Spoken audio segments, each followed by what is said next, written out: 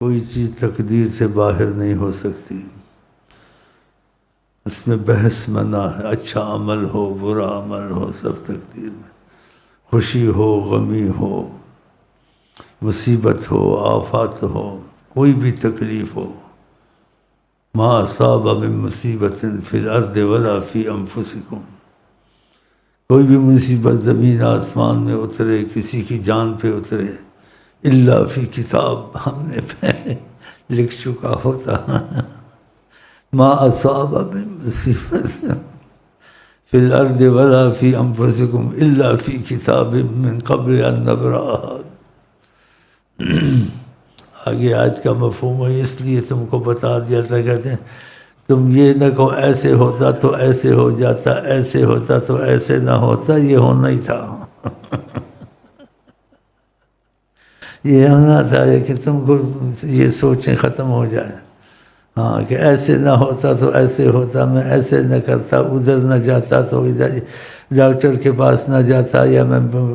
فلانے کے پاس نہ جاتا تو آج کل چلا جاتا، راستے میں مجھے گولی لگ گئی۔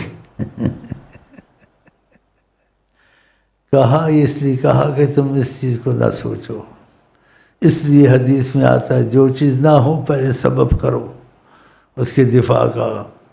تکلیف ہو کچھ ہو،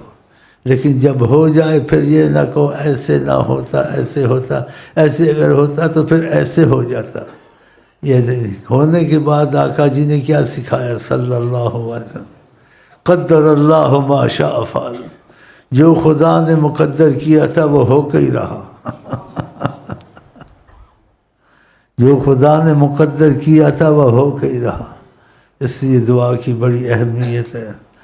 تقدیر کا مسئلہ سیدھا ہو جائے تو ہمارے مصیبتیں ختم ہو جائیں، اور وہ بتا بھی دیا طریقہ آقا جی نے، تو یہ دعاؤں سے تقدیر بدلتی ہے، اللہ دعا کو واپس نہیں کرتا۔